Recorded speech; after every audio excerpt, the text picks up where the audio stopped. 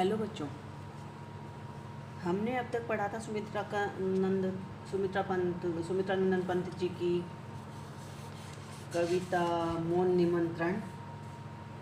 आज हम पढ़ेंगे उनका एक तारा, कि किस तरह से एक तारा है वो उदय होता है संध्या और रात्रि के मध्य के समय में, और किस तरह से संसार में एक संध्या के समय परिवर्तन होता है।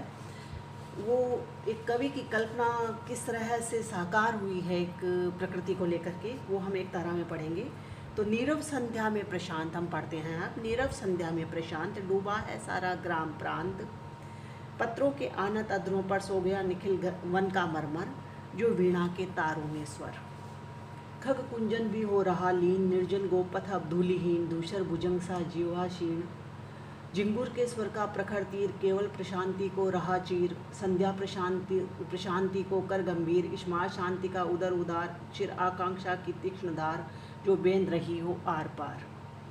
अब यहाँ कवि कहना चाहते हैं कि नीरव संध्या में प्रशांत, सुनसान संध्या के समय में सारा गांव का परिवेश एकदम शांत वातावरण में डूबा हुआ है। डूबा है सारा ग्राम प्रांत, सारा गांव उसमें संध्या के समय में डूबा हुआ है। पत्रों के आनत अधरों पर सो गया निखिल वन का मरमर।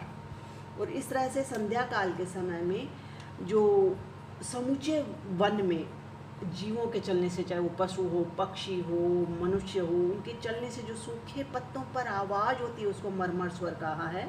तो ऐसे मरमर शब्द भी अब शांत हो गए हैं और लगता है जो वीणा के तारों में स्वर, ऐसे शांत हो गए हैं। और ऐसा लगता है उन मरमर शब्दों के शांत होने पर मानो वह वन में के झुके हुए पत्ते भी रूपी भी अधरों पर सो गया है, यानी वो स्वर है जो मरमर का, वो भी अब उन पत्तों के बीच में कहीं खत्म होकर के सो गया हो। जिस प्रकार कोई वीणा के तारों का स्वर मंद पड़ जाता है, वैसे ही उन मरमर का शब्द भी अब मंद पड़ गया है। खग कूजन भी हो रहा लीन, निर्जन गोपथ अब धूलिहीन। और उसी प्रकार सारा प्रकृति का परिवेश अब क्या हो गया है, नीरव हो गया है, शांत हो गया है, चुप हो गया है। और संध्या के समय अपने अपने घोंसलों में स्थित प्राकृतिक परिवेश, घोंसलों में स्थित पक्षियों का चहकना भी बंद हो गया है, यानी अब सारे पक्षी अपने अपने घोंसलों की ओर लौट रहे हैं। जो भोर के समय में एक पक्षियों की चहचहाट होती है शुरू, वो अब शांत होने लग गई है। और वन से चढ़कर आने वाले, अब गाँव की ओर आने वाले गायों का मार्ग भी अब धूल, उनके पाँवों से उठी हुई धूल से है, वो धूल रहित हो गया है, क्योंकि अब वो धूल भी अब बैठ चुकी है संध्या के समय। दूसर भुजंग सा जीवा क्षीण, और साथ ही अब तो उसकी अति धूमिल क्षीण काया शेष रह गई है, यानी वो कहीं कहीं से धूल है वो दिखाई देती है। और ऐसा लगता है कि यहाँ अंधकार का धुंधलापन रह गया उसमें, अब बीच बीच में कहीं, और उसमें वह मार्ग अब जो गायों के खुर से बन कर के धूल से उठा हुआ मार्ग था, रास्ता था, वो अब सर्पाकृति यानी सर्प की आकृति के समान दिखाई देने लगा है। झिंगुर के स्वर का प्रखर तीर, केवल प्रशांति को रहा चीर।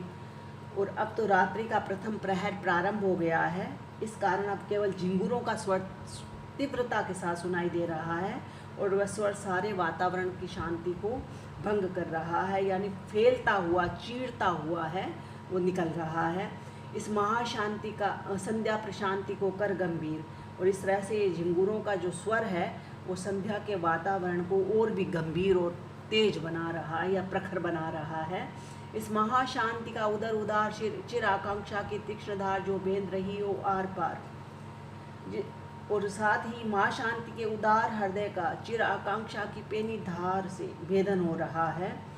अर्थात ये झिंगुरों के जो स्वर हैं वो ऐसा लगता है जैसे संध्या काल का एक चुप सा वातावरण है, उसको एक अजीब सा आवाज़ दे रहा है, और वह हृदय में रहने वाली समस्त आकांक्षाओं को अपनी प्रखर धार से, अपनी तेज आवाज़ की धार से आर पार बींद कर चीर रहा है।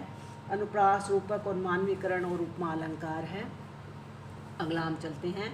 अब हुआ सांध्य स्वर्णाभ लीन, सब वर्ण वस्तु से विश्वहीन, गंगा के चल जल में निर्मल, कुमला किरणों का रक्तोत्पल है, मूंद चुका अपने मृदगल, लहरों पर स्वर्ण रेख सुंदर, पड़ गई नील जो अधरों पर, अरुणाई प्रखर शिशिर से डर, तरु शिखरों से वह स्वर्ण विहग, उड़ गया खोल निज पंख सुभग, किस गुहा नीड़ में से किस मग, मृदु मृदु स्वप्नों से भरा अंचल नवनील नील कोमल कोमल छाया तरुवन में तम श्यामल। आगे कवि फिर कहता है, अब हुआ संध्या स्वर्णाभलीन, कि अब संध्या के ढल जाने पर उसकी स्वर्णिम आभा, एक जो लालिमा है वो एकदम अब क्षीण पड़ गई है। सब वस्त्र वर्ण वस्तु से विश्वहीन, जो सारी वस्तुएं सुबह होने पर या संध्या के समय तक साफ साफ दिखाई देती थी, वो भी अब अंधकार फैल जाने से सभी वस्तुओं का रंग और रूप है वो अब नष्ट हो गया है। गंगा के चल जल में निर्मल, उस समय गंगा नदी के चंचल जल में मुरझाई हुई ये लाल लाल जो पड़ने वाली संध्या की किरणें हैं वो रक्त कमल के समान दिखाई देती हैं। जल में निर्मल कुंभला किरणों का रक्तोत्पल, और ऐसे कोमल लाल कमल के समान वो किरणें दिखाई देती हैं कि मंद मंद है मूंद चुका अपने मृदुदल। तो वो वहाँ भी उस जल में भी वो रक्त कमल है अपने कोमल पत्तों को समेट चुका है, यानी अब गंगा नदी पर भी वो किरणें हैं। अब वो लाल किरणें एक कोमल कमल के पत्तों के समान, जिसमें वो संध्या होते ही अपने पत्तों को बंद कर लेता है कमल, उसी समान वो भी वहाँ से तिरोहित हो गई हैं। अरुणाई प्रखर शिशिर से डर, नहरों पर स्वर्ण रेख सुंदर। ऐसा लगता है मानो कि वो गंगा नदी की चंचल लहरों पर वो जो सुनहरी किरण रूपी रेखाएं हैं, ऐसी लगती है जैसे नीले अधरों पर कोई लाल आभा की पतली सी लकीर खींच दी गई हो, और वह लालिमा मानो अत्यधिक सर्दी से डरकर उन अधरों में आकर समा गई हो, क्योंकि वो सारी के सारे जल पर पड़ती है जब सूर्य की किरणें, तब ऐसा लगता है उस जल के बीच में कोई लालिमा बिखेर करके उन अधरों के, उस जल रूपी अधरों पर किसी ने लालिमा बिखेरी है, और वो शिशिर से डर करके लालिमा है वो अब समाप्त हो गई है। तरु शिखरों से वह स्वर्ण विहग, पेड़ों की शिखरों पर कुछ समय पूर्व तक जो स्वर्णिम किरणें फैल रही थी वे अब लुप्त हो गई हैं। मानो उन तरु शिखरों पर बैठा हुआ एक स्वर्ण वर्ण का पक्षी है, वो तरु शिखरों से वह स्वर्ण विहग उड़ गया खोल निज पंख सुभग।